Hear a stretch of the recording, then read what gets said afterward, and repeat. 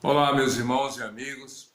Sempre é prazeroso poder parar um pouco do dia, num horário que eu considero muito importante para você, para mim, para todos nós que temos acesso à palavra do Senhor. É impressionante como a gente observa que os tempos favorecem ao estudo, à leitura e ao compartilhar a palavra do Senhor. Na época dos escritores bíblicos, por exemplo, primeiro que ter livros desse modelo convencional, no formato mesmo físico, já era na época uma raridade. Os livros eram escritos em papiro, de produção vegetal, ou em pergaminho, que era de produção animal. Os papiros eram feitos a partir da retirada dos juncos, e então essas fibras vegetais eram, digamos, entranhadas, formando folhas de papel, digamos assim. Então, os papiros eram um material onde a palavra de Deus era escrita. Mas, porém, como era de origem vegetal, exigia-se mais cuidado para a conservação deles. Já os pergaminhos, de origem animal, e segundo alguns estudiosos, o nome pergaminho vem da cidade de Pérgamo, onde havia ali a produção desse material, que era o couro do animal tecido, afinado, para que então ele pudesse nele ser registrada a palavra de Deus, e eram guardados em rolos, tanto os pergaminhos quanto os papiros.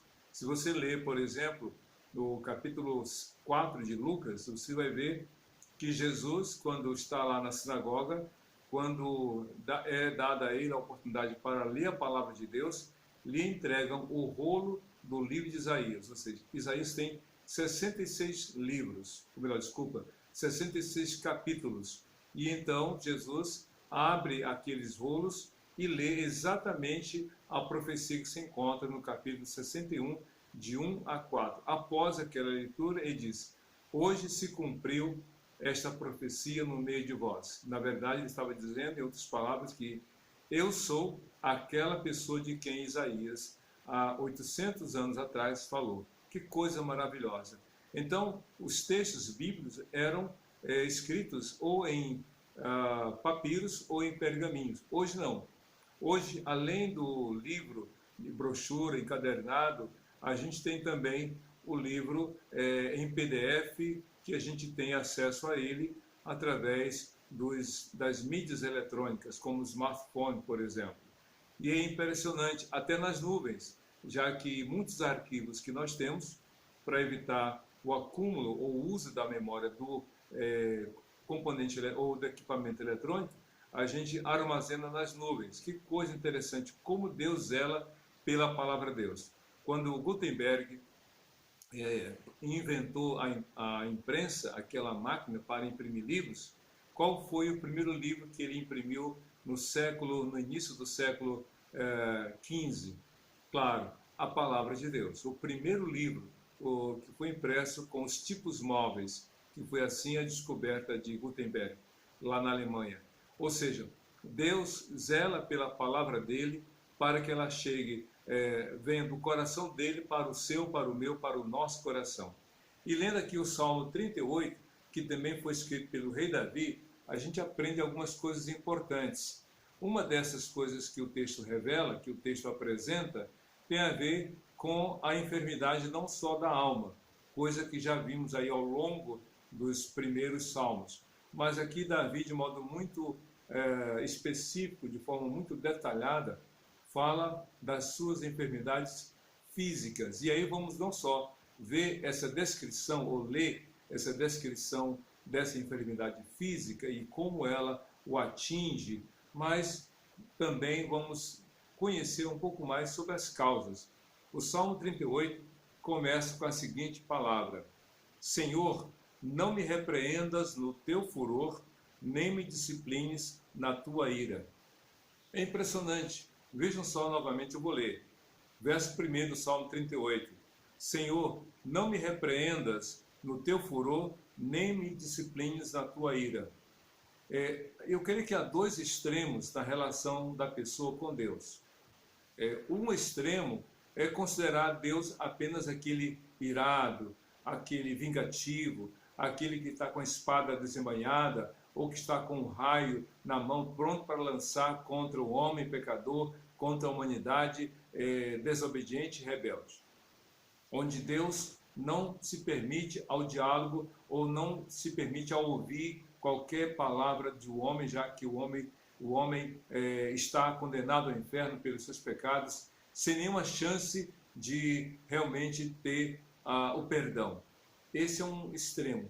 O outro extremo da relação da pessoa com Deus é achar que Deus é aquele pai bonachão, aquele pai que está tudo bem, venha como está e permaneça como veio, não importa o que você fez ontem, não importa o que você fará amanhã, o importante é você contar com o meu amor como pai amoroso. São os dois extremos que a Bíblia não admite. A Bíblia não apresenta esse Deus irado, iracundo, raivoso, vingativo, que tem prazer no mal do homem. Mas também Deus não é aquele que passa a mão por cima dos nossos erros, que aceita e de modo passivo vê o homem escolher o caminho do pecado, da desobediência, da rebeldia, e ele não age. Não. O próprio Davi, que foi chamado o homem segundo o coração de Deus, mostra a relação correta que devemos ter com Deus. No Salmo 23, que você e eu bem conhecemos, ele fala: o Senhor é meu pastor, nada terei falta, nada me faltará. Esse Deus que cuida, esse Deus que ama, esse Deus que protege, que está conosco na travessia do vale da sombra da morte, esse Deus que nos socorre no tempo oportuno, esse Deus que nos orienta, que nos dá vitória em nossas lutas. Mas, por outro lado, Davi apresenta outro aspecto importante dessa relação dele com Deus, que Deus é pai, mas não é um pai passivo, que Deus é amor, mas também é justiça, que Deus nos ama como pecador, mas rejeita os nossos pecados e os reprova, que Deus é justo, é santo. E é isso que aqui Davi fala no verso 1 do Salmo 38. Ele diz: Senhor, não me repreendas no teu furor, não me disciplines na tua ira. São duas palavras que muitas vezes as pessoas não conseguem enxergar como parte daquilo que diz respeito ao agir de Deus. Deus se ira, sim, mas como já falei em outra ocasião, Deus, quando se ira, está sempre certo, nós nem sempre. Quando Deus vai manifestar a ira dele, ou seja, dizer para nós que ele está irado e agir com base nessa ira, Deus não age, não ultrapassa, não erra nas palavras, não pesa nas palavras e nem nas ações. Nós, quando estamos irados e vamos manifestar a nossa ira, a gente pesa nas palavras, a gente pesa nas atitudes. Por isso que diz o texto aqui: Senhor, não me repreendas no teu furor e nem me disciplines a tua ira. Por quê? Porque o furor é assim: Deus, eu não aceito isso, isso está errado, isso não está correto, isso é pecado. Então, o furor da ira de Deus tem a ver com os nossos atos. A humanidade escolheu se afastar de Deus. E isso gerou indignação da parte de Deus. Isso gerou ira da parte de Deus. Mas o que Davi pede é compaixão. Senhor, não me repreendas no teu furor. Já viu aquele pai irado? Aquele pai que está com raiva do filho desobediente? Você já levou uma coça quando seu pai esteve com muita raiva? Já levou uma surra da sua mãe?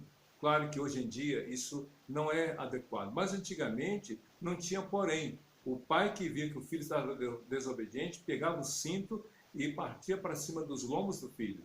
A mãe, quando a filha era rebelde, desobediente, pegava aquela vara de ramo de goiaba, como se fala, e partia em cima, ou chinelo, ou que tivesse a mão, ou a própria mão. Então Davi disse: Senhor, não me repreendas no teu furor, tenha compaixão, não me disciplines a tua ira, tenha misericórdia. Em outras palavras, Davi está dizendo isso. Mas por que Davi fala isso? No verso 12 ele completa: pois as tuas flechas me atravessaram e a tua mão me atingiu. Pois as tuas flechas me atravessaram e a tua mão me atingiu. Claro que Davi está usando uma figura de linguagem. Na verdade, está fazendo aqui uma comparação, uma analogia. Lembra que eu falei antes? A visão errada de que Deus está com um raio na mão, pronto para lançar contra as pessoas. Na verdade, Davi estava sofrendo algo, sim, e a gente vai ver isso um pouco adiante. Davi estava padecendo. Fisicamente ele estava enfermo. E ele atribuía, ele reconhecia que o seu sofrimento, que as dificuldades que estava enfrentando, eram consequências dos seus atos, sobre os quais, ou por meio ou através dos quais, Deus estava realmente demonstrando a sua rejeição. Davi havia pecado, Davi havia feito algo de errado, e isso estava gerando uma consequência na vida dele. E ele reconhecia que esse sofrimento era uma forma de Deus adverti-lo, de Deus discipliná-lo, de Deus dizer, não concordo com isso. Olha só uma coisa que a Bíblia nos deixa bem clara. Deus se ira, sim, mas ele não tem prazer em nos ver sofrer. Deus não tem prazer, Deus não é sádico, porque o sádico é aquele que tem prazer em fazer o outro sofrer. Há pessoas sádicas.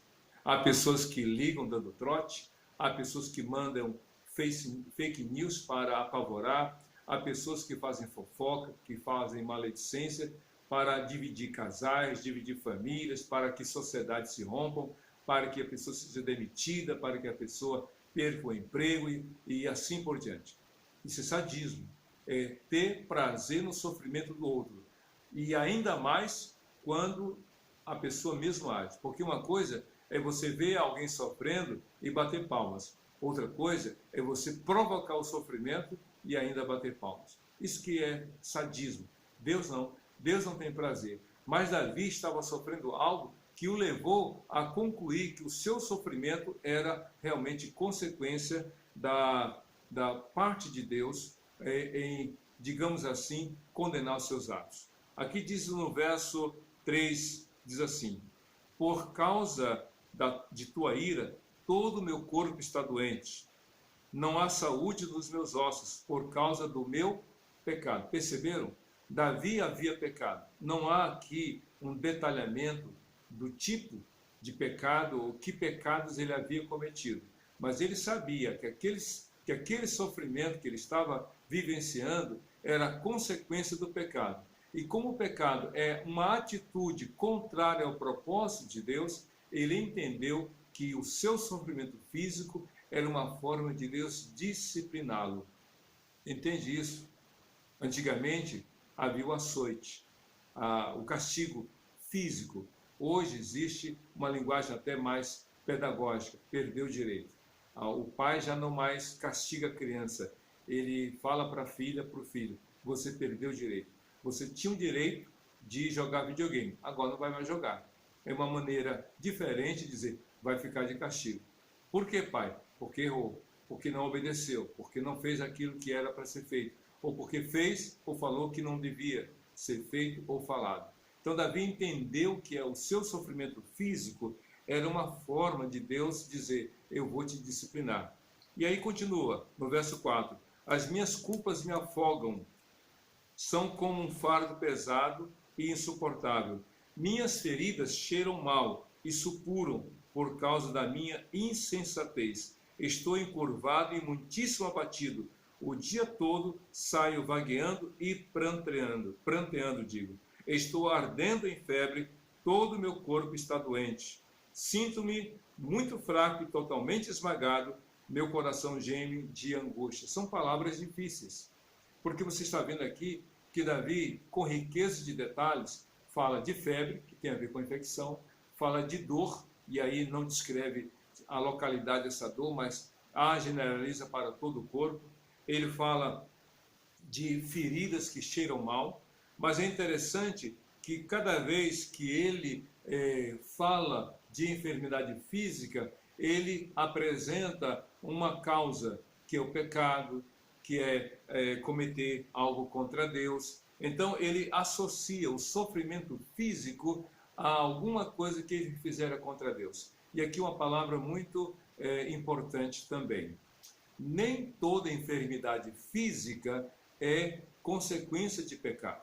Nem toda enfermidade física. Senão, por qualquer resfriado, espirrou, tem que confessar pecado, sentiu dor de cabeça, tem que ajoelhar e confessar. Não é isso que a Bíblia está dizendo. A Bíblia não está aqui legitimando um pensamento equivocado de que toda enfermidade tem origem no pecado. Sim, a Bíblia deixa claro que a enfermidade física é consequência de uma condição do homem, é diferente. Nós somos pecadores.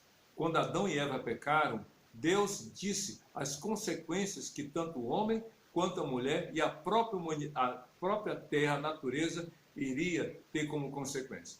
O homem iria com suor no rosto ter o seu alimento, a mulher com dores de parto daria o seu filho, o homem iria colher espinhos, cardos, por causa do pecado. A natureza ainda hoje geme, como diz Romanos capítulo 8, por causa do pecado da humanidade. Isso é certo. Agora, por outro lado, cada pecado que alguém comete há de ter uma consequência, seja ela no âmbito espiritual, no âmbito emocional, ou no âmbito físico, ou em tudo. Isso depende de cada situação.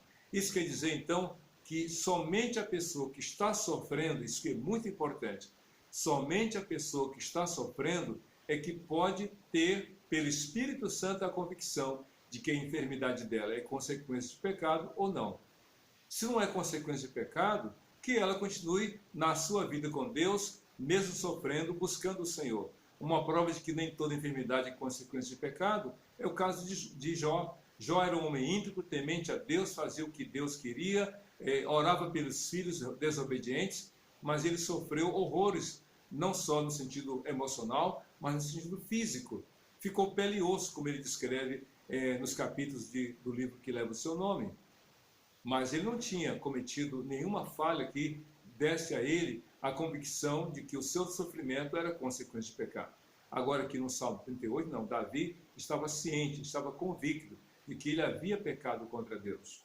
É por isso que ele fala sobre essa questão. E aí, para você que está assistindo esse vídeo, a pergunta é, você está sofrendo? Se está, a pergunta é, por quê? Você cometeu algum pecado contra Deus e que está gerando em consequência? Então se arrependa, confesse a Deus, se arrependa, mude de atitude e corrija os seus atos diante do Senhor.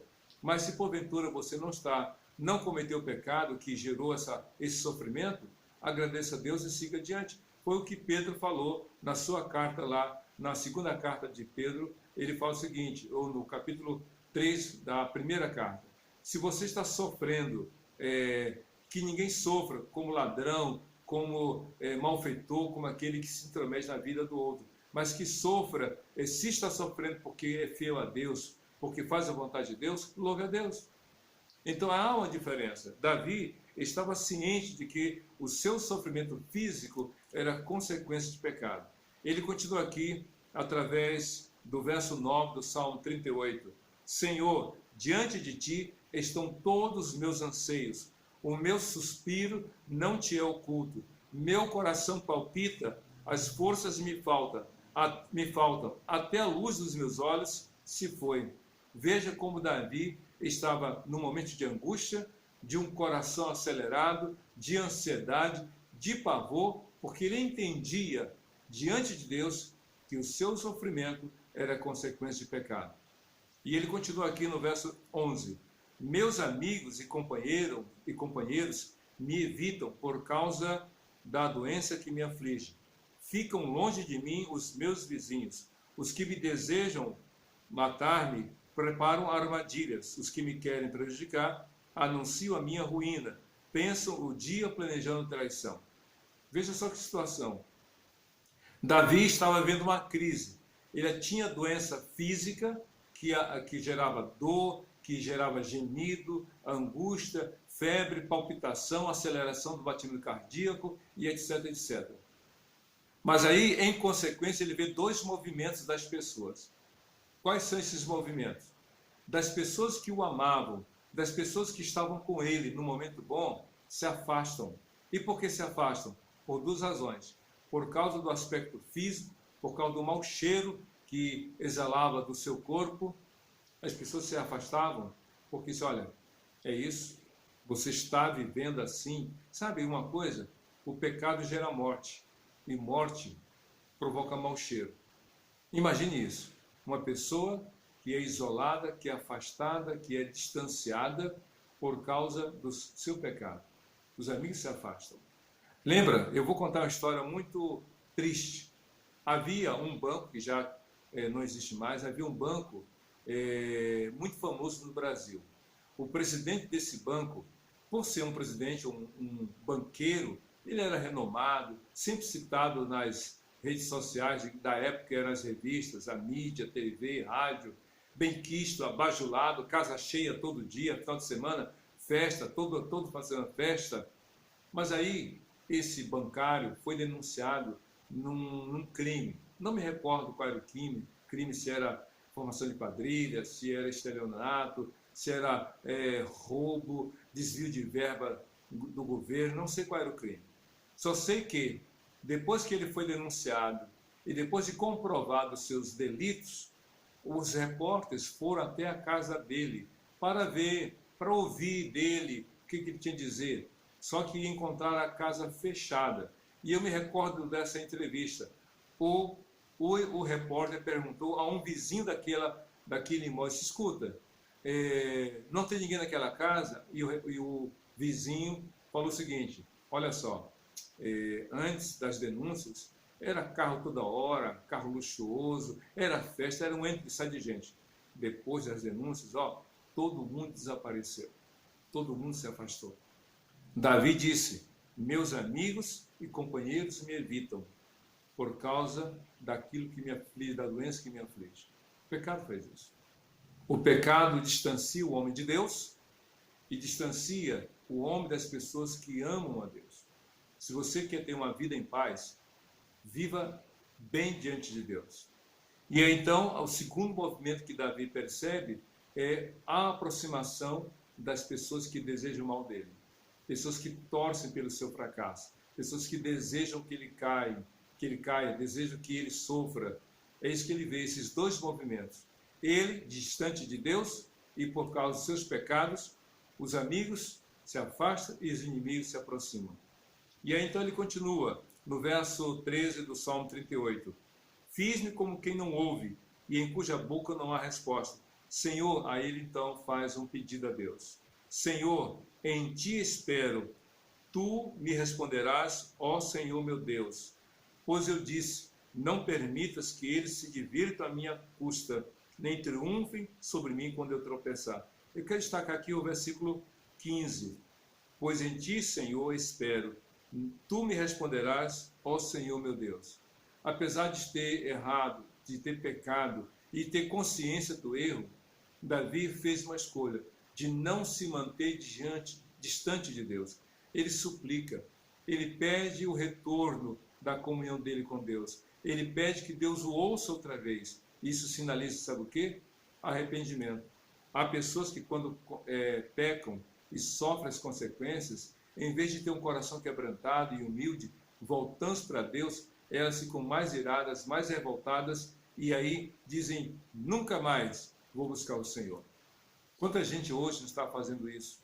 Por causa da quarentena, por causa do Covid, por causa das consequências das suas escolhas, elas dizem, Deus me abandonou, então não vou mais ler a Bíblia, não vou mais orar, não vou mais buscar. Davi não. Apesar de ter consciência, e ou melhor, porque teve consciência do seu sofrimento como consequência dos seus erros, ele se volta para Deus. E aqui no verso 18 ele fala, confesso a minha culpa, em angústia estou por causa do meu pecado. Ele admite, ele confessa, ele se arrepende. O filho de Davi, Salomão, escreveu no verso 13 do capítulo 28 de Provérbios, aquele que encobre suas transgressões nunca prosperará, mas aquele que as confessam e deixam alcançará misericórdia. É isso que diz aqui Davi no capítulo 30, no Salmo 38, versos 20 em diante. Os que me retribuem o bem com o mal caluniam-me, porque o bem é o bem que eu procuro. E então ele completa, Senhor, não me abandones, não fique longe de mim, ó meu Deus. Que coisa! Isso sim que é um coração quebrantado. Isso sim que é um coração humilde, que encontra emocionalmente forças, espiritualmente é fortalecido para buscar a Deus. Às vezes, por causa do pecado, o homem fica fraco, não só física, mas emocional e espiritualmente. Mas o fortalecimento vem de Deus, que é de dentro para fora. Então busque a Deus, se arrependa dos seus erros e pecados e confesse ao Senhor os seus erros. O verso 22 com o qual o Salmo termina diz assim: apressa-te a ajudar-me, Senhor, meu Salvador. Clame a Deus, peça ao Senhor para que Ele socorra você, que intervenha na história da sua vida para mudar o seu viver para a glória de Jesus, Senhor e Salvador de todo aquele que nele crê. Amém. Deus te abençoe.